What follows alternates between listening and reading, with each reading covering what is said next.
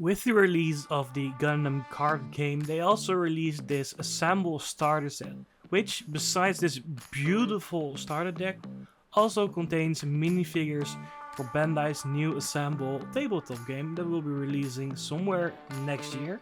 Here we have the manual that I did not use because there's only so many parts and what could possibly go wrong. So let's take a look at these beautiful runners that come with this set. Included in this set are 3 assembled minifigures on very small, tiny, cute sprues that we will be cutting them free from. Now, I assume most of you are familiar with Gunpla, and you'll be happy to know that there is no glue needed with these minifigures compared to something like Warhammer, where you need to cement everything together. Yes, you can, yes, you may, but you don't need to, because this is all snap fit, and they're a really tight fit, and they fit together pretty well, and I think they're gonna hold up, even on the tabletop. Now, some of these limbs might fall off if you drop them, but they won't break, and they'll last you a lot of sessions. Now that the assembled minifigure has been assembled, I'll continue assembling the other assembled minifigures off screen, and I'll be painting those for you in a future video, so keep a lookout on that. We're starting this off with Char Zaku. We'll be using these colors from Ammo Mixed Atom paint line to paint it. I've primed the mini in a light gray color, and we'll start with the darkest of the colors, the Dunkelgrau, for the darker gray body parts, the inner part on his chest, the caps on his knees, and the bottom of his feet. Also his fist and the weapon have been painted in the same color just for convenience. I didn't feel like putting too much variation in the shades of gray for this. Now, how good are these minis? I have no experience with Warhammer, I haven't played it, I haven't bought it because I think it's way too overpriced for what it is. But I can say that these minis are good. The quality is good, the detail is good, the fitment of the entire thing, like I said in the beginning, is tight, but it's good and it will definitely hold together during your sessions.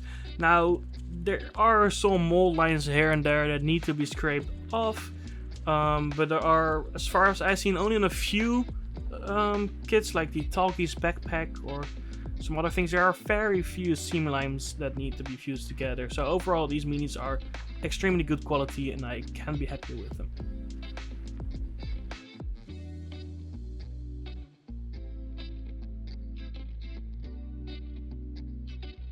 The color I will be using for Char's Red, as it's most commonly called, is the Carmine color from the Atom paint line. I'm using all Atom paints when it comes to acrylics because my local hobby shop has them in store. It's paints I started buying when I first wanted acrylics, and they're working great so far, so that's the paints I'm using.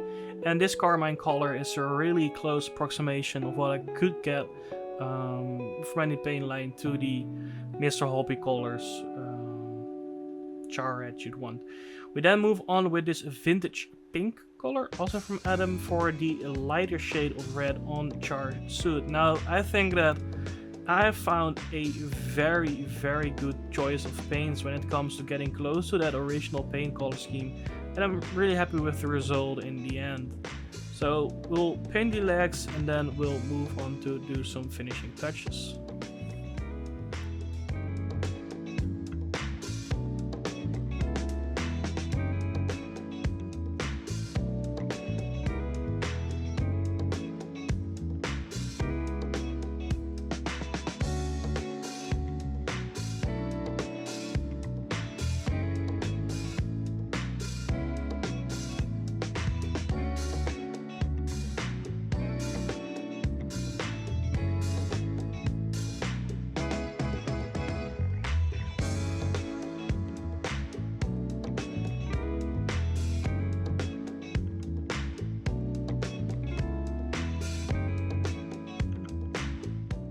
I'm a pretty huge fan of giving my Gundams some weathering, so that's what we're gonna do on this miniature as well, since it's still a mobile suit.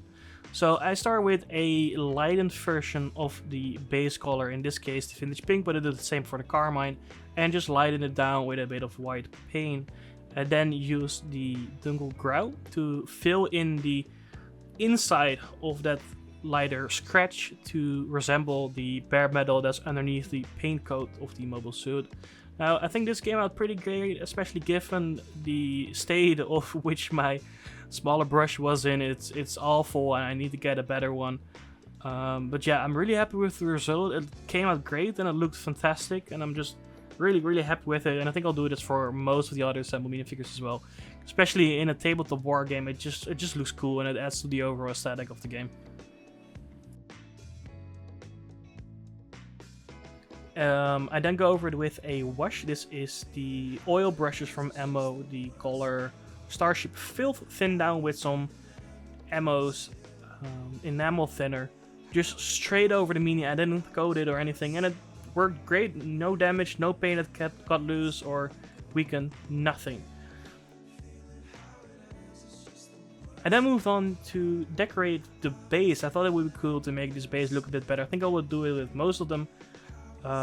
So I used this Ammo Mix mud putty, the same I used on F104 video, and then used this cotton bud to make a river through this muddy landscape, which I would then fill up with the Ammo troubled water putty. It didn't look that great in the end, but the idea is there, and that's what counts.